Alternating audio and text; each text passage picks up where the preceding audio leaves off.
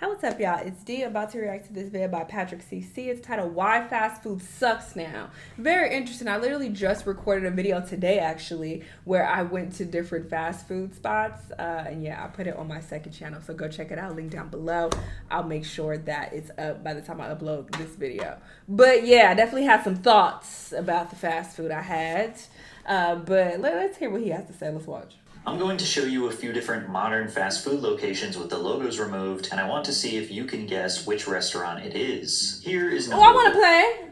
Wait, don't tell me. Top left, that looks like Starbucks. Is that the Starbucks logo? I don't know. I can't really tell. It's too small. This is Starbucks, top left. Top right with red. Who got red? Wendy's. Top red, top right.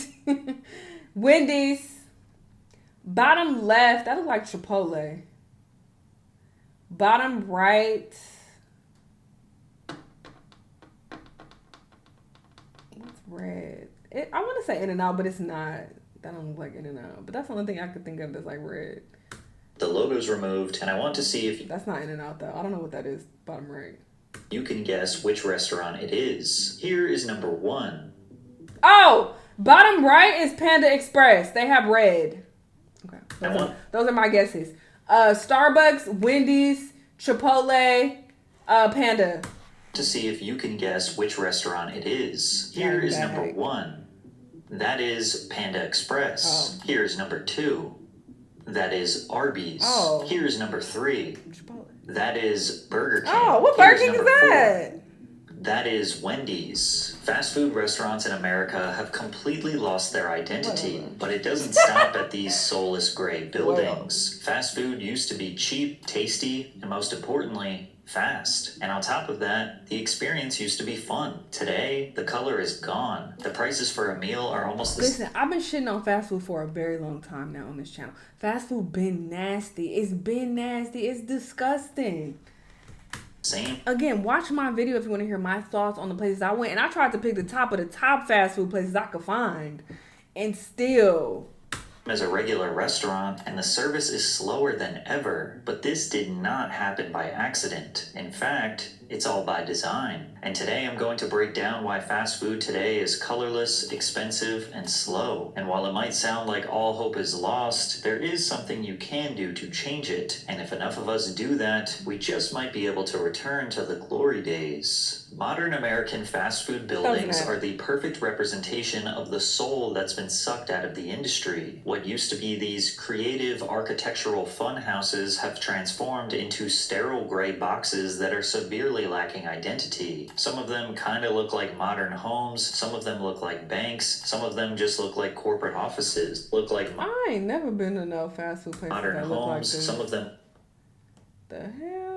These are real nice. look like banks, some of them just look like corporate offices. But when you remove the logo, you genuinely could not tell what restaurant it was. Compare that to what this architectural illustrator posted on Reddit. Even without the logos, you can still tell which building belongs to each fast food brand. Or can you? I'll see if in the comments one of you gets all 12 correct. Early Taco Bell locations were designed to evoke the look and feel of traditional Spanish and Mexican style architecture. The original buildings featured stucco walls, red clay tile roofs, exposed wooden beams, and arched entryways. Now, you get a gray box with a modern purple LED light. Pizza Hut's red roof became such an iconic part of their design that now when a new business takes over the building and attempts to redesign, everyone knows it used to be a Pizza Hut. But today's Pizza Hut? Yep, another gray box. McDonald's used to have these big glowing arches you could see from a mile away. I was surprised to find out that there are still a few locations that maintain that 1960s vintage look.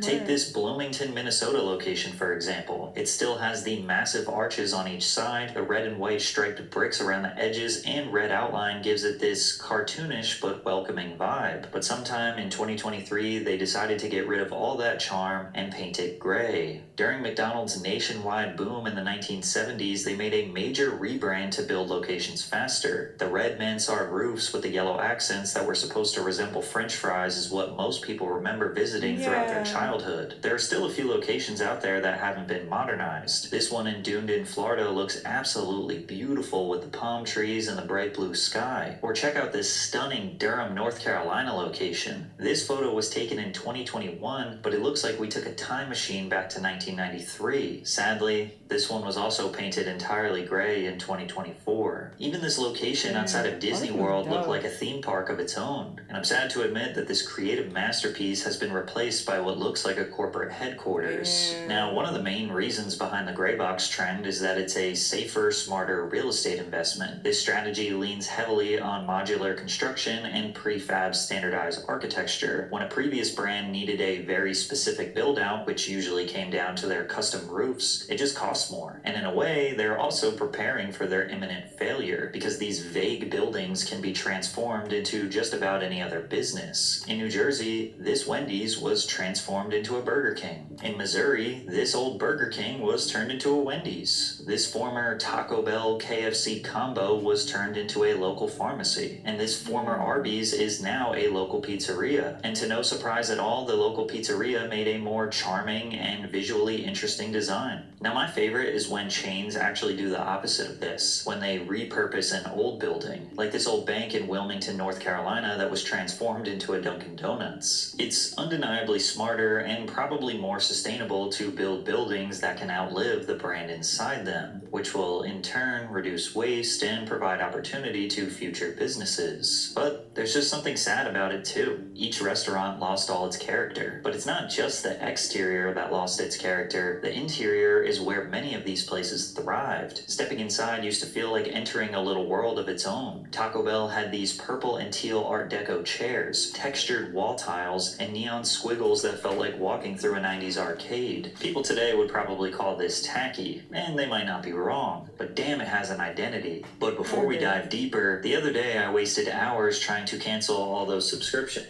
Never support. That's rocket money. Stained black. No.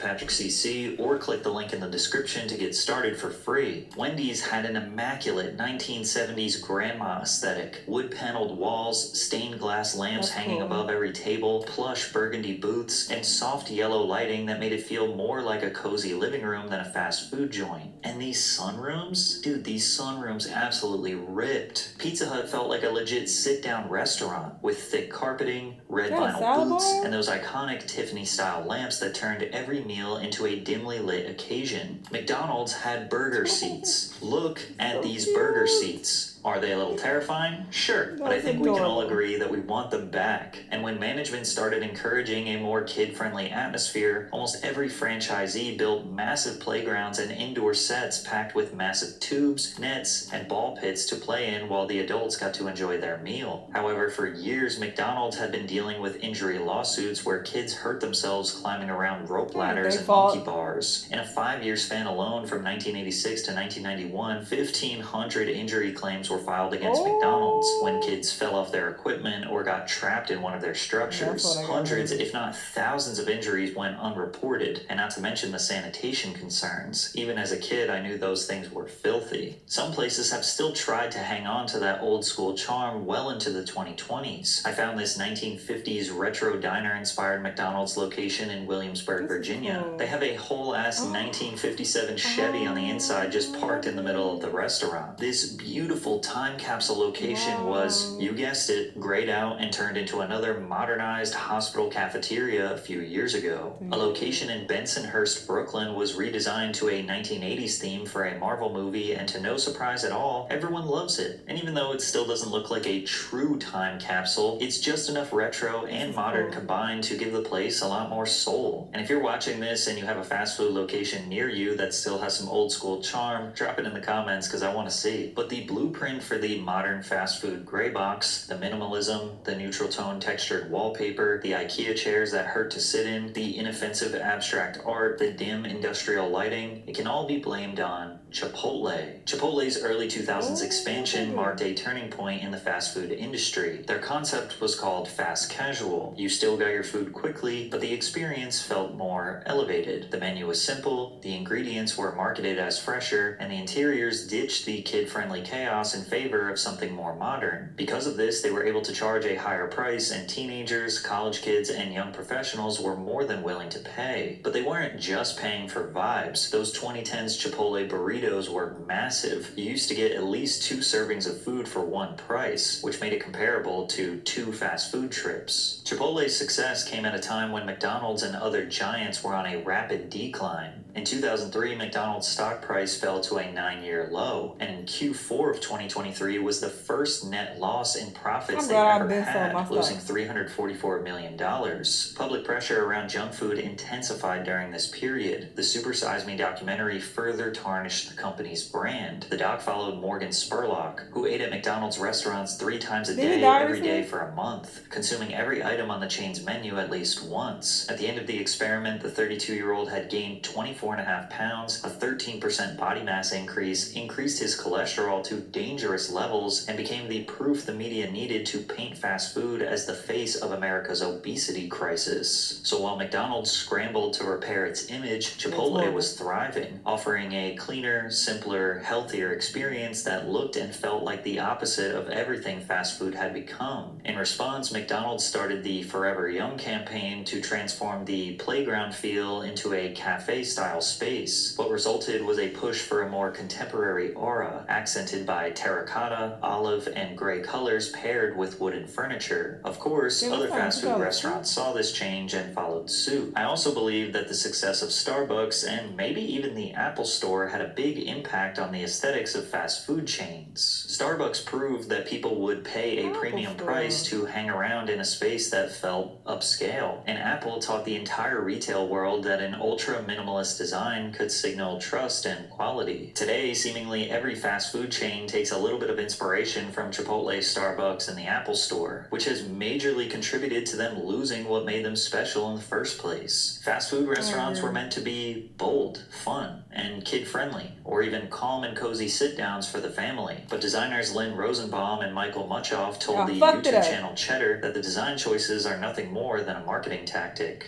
We have to be perceived as new and fresh and offering food that is new and fresh.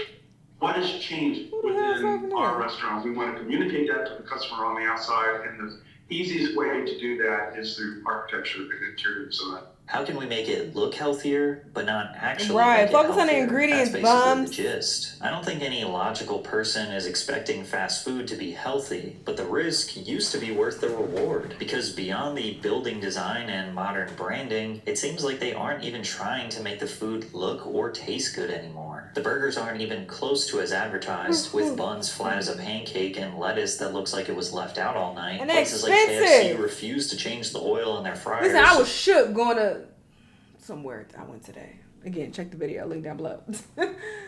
Shook at these prices. You can't even taste the chicken anymore. And those so-called crispy fries you ordered look like they were defrosted, placed under a heat lamp, and served without anyone noticing they missed a crucial step. Even legendary YouTuber The Report of the Week, who has spent the past decade reviewing fast food menu items, just about had a meltdown over the decline in quality and service across every big chain in the US after countless bad experiences in 2023. Instances not as bad as this, but where there have been problems with my order, with quality. It's just elapsing more and more. And it's not just Culver's. It's every place. McDonald's, Burger King, Wendy's, Taco Bell, you name it. There have been so many places, and I'm sure you've noticed this, that I've reviewed in the last couple years, where the food has just been awful. It's quite frankly disgusting. I hate when this happens. And what bothers me... I feel validated. I have been saying this. These places are gross. Even more is when it's becoming more and more of the norm. When I'm trying out these sorts of items, and time and again, it's some burnt piece of garbage. It's some just vile slop, for lack of a better word. And it's getting to the point now where pretty much every other item that I review is just, it's disgusting in some way or another. Or it's just so overpriced that it might be alright, but it's like you're burning your money. What's even the point? But even if fast food companies lost the fun, lost the undeniable guilty pleasure taste, at least it's still cheap, right? No. Nope. Chick-fil-A, Arby's, Wendy's, Jimmy John's, Chipotle, Taco Bell, Popeyes, and McDonald's all raised their prices by 55 to 100% between 2014 and 2024. Most of us can remember a time where $5 Popeyes! Between 20... You bitches. I knew it. I fucking knew it. 2014 and 2024. Most of us can remember a time where $5 could fill you up at most restaurants. Maybe you'd snag a couple of grillers or... Again, watch my... Cause I knew I wasn't tripping. I'm like, wait, I had the person repeat. Like, you sure is this right? Fill-up box from Taco Bell, a McDouble, McChicken, and fries, a famous bowl from KFC, and even if you wanted to get full meals, you'd still spend less than $10. What I found shocking is that Columbus, Ohio has the most affordable fast food in the country, but meals still cost $10 on average. Most cities average $12 to $13 for a fast food meal, and I can say with certainty, at least where I live, that there are plenty of local restaurants serving way better food for $13. Exactly. Some McDonald's locations were charging as high as $18 for a Big Mac meal. That in 2024, the crazy. McDonald's president Joe Erlinger attempted to address many of the concerns that Americans had with McDonald's prices significantly rising. What's funny is that they made this graphic that claims to debunk a bunch of myths, while claiming that the facts state that they have only raised their prices by 20 to 40% since 2019. Like they put this obnoxious claim as a myth. McDonald's medium fries increased by 138%, just to attempt to soften the blow when they say that the fact is that the average price of a medium fries was a 44% That's increase. still too much. Like we're supposed to be like, oh, only a 44% increase for fries that are soggy, cold, and take 20 minutes to get? That's so much better than 138%. The reality is that fast food has entirely changed its value proposition to customers in America. It's no longer about being cheap, it's about being lazy. A professor of marketing at Johns Hopkins said, these chains are not charity organizations. They're not trying to serve cheap food to people who are complaining about high prices. They're trying to get people who have either stopped going to the store or never went there. I suspect the value pricing approach is working for McDonald's. Okay.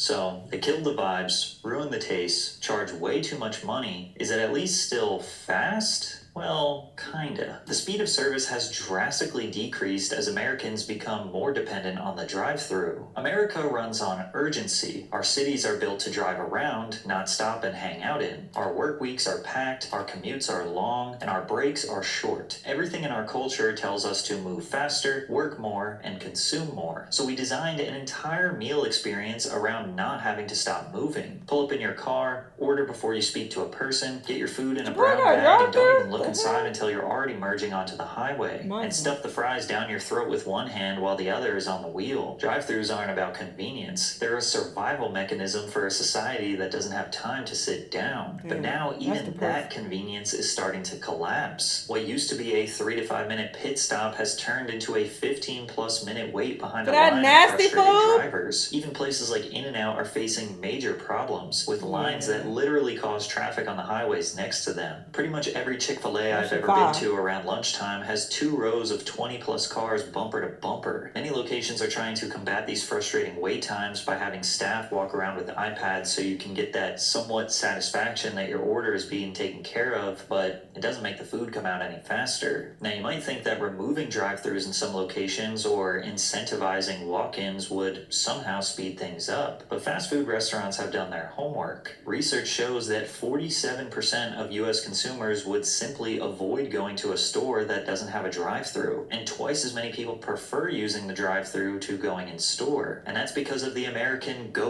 culture, as well as us not prioritizing eating as a meaningful experience. It's just another task to check off the list. Meals in other countries are a cultural staple, a time to slow down, talk, share, and connect. Americans treat eating as something you do out of necessity between meetings, in traffic, or while staring at your phone. And I'm talking to you, who's literally eating a meal while watching this right now. The obsession with quick service, combined with fast food's obsession with margins, is slowly turning these restaurants into massive robotic garages, like this concept released by Taco Bell in 2022 for their new vision for making service easy. He just always sound like he about to throw out an ad. than ever before, or the new designs Chick-fil-A is rolling out that prioritize quick service, or Jimmy John's cutting down the size of their restaurant to resemble more of a studio apartment. To make it even more streamlined, restaurants are releasing AI menu stands that replace human staff members, and the responses have been mixed, with some customers praising the decision and others arguing this is one step further in the wrong direction. So correct orders and no more attitudes for no reason? More jobs with human contact are going away. With fast food restaurants doing everything they can to make service seamless and Americans demanding even more convenience, how far away are we from a robotic arm extending from a building and just dumping the food right into our mouths? But as grim as the future looks, there is a way to fight this. There is a way to demand change, get better quality food, better prices, better speeds, and an all-around better experience. The solution is quite simple, and it's being implemented all over the world. Fast food is better outside of America, not just by opinion, but by design. Many nations have stricter regulations on food quality, preservatives, and sourcing. In places like Japan, France, or Germany, the ingredients are often fresher, the portions are more balanced, and the presentation is far more respectful of the dining experience. But this change I wouldn't know. I'm so anti-fast food. It's been gross for a very long time. I don't know why people act like this is new, but yeah. So I've never wanted to eat fast food, even when I go out of town. So I wouldn't know. People do be saying, "Oh, it tastes better." I wouldn't know. I'm not trying it. I don't care where we at. I don't want it. Necessarily happen out of respect. It was by force. Like in France, when 5 activist farmers tore down a McDonald's that was being built in the southern town of Malau in August 1999. They handed out Roquefort cheese at the protest, which they said was to denounce U.S. import restrictions and hormone-treated beef. But this was a calculated attack. In that same week, French farmers dumped 6 tons of manure on a McDonald's restaurant in Arles. This was a symbol of resistance against American food imperialism and the spread of unhealthy, standardized meals. And it wasn't just about the food, they were defending culture, agriculture, and tradition. And it worked. French consumers began demanding locally sourced ingredients, and McDonald's responded. Today, around 75% of the food served in McDonald's France is sourced domestically. Now, this doesn't mean go and destroy your local McDonald's, but it is proof that a protest goes a long way. Also, McDonald's Europe became the first food service retailer in many markets to sell Marine Stewardship Council certified sustainable fish. The MSC is widely considered the gold standard certification for sustainable wild-caught seafood. Because if they did not meet these standards, then European countries would simply not allow them to serve fish. In India, they mostly don't serve beef or pork items due to religious values held by the citizens. In China, they serve taro pies. Taro is a plant native to Southeast Asia whose roots and leaves are used for food in this region. In Saudi Arabia, 100% of their menu must be halal. Therefore, all products served at McDonald's restaurants are inspected and approved by local authorities and Islamic inspectors at the countries of export. The point is, McDonald's and other fast food restaurants will abide by socio-cultural, religious, food preferences, and environmental factors, or they will simply not be allowed to serve food in that country. And they might even complement the country with a vibey atmosphere. They'll serve food in decommissioned planes in New Zealand, a colorful building pagoda in China, or a ski up in Sweden. The end result, better service, better food, better vibes, and customers who treat eating as something worth sitting down for. All of these point to the fact that fast food restaurants can still be colorful, fun, cheap, and have the best quality food available for their meals. It's just that they only change when people finally start to walk away. This is not the answer you want, but it is the truth. Sure, the buildings are gray and bland. Sure, the service is slow. Sure, the food doesn't taste as good, and corporate greed is driving up the price. But you can protest. You can just stop going. And they will be forced to resort back to the things that made these restaurants special in the first place. But until most of us refuse to order from these fast food restaurants, then nothing is going to change. Agreed, my brother. I literally have been shitting on fast food for many, many years now. People call me crazy. They call me classist. Call me all of these things as if I'm the problem. No, this food is nasty. I don't know why y'all eating it. And the prices got the nerve to hike up this bad. And this is not all fast food. One fast food place I went to today, the prices are still decent. They're a little bit higher than what I remember due to inflation, but overall, it was like, okay, this is reasonably priced. But a couple of the others, no, way overpriced and wasn't hidden like that. So I definitely agree that people should just stop eating at these big fast food spots. Just go to your local restaurants. I'm sure that it'll be cheaper and taste way better anyway, but yes. Gross. Been gross for a long time now. Anyway, y'all let me know what y'all think, and I'll see y'all on the next one. Bye.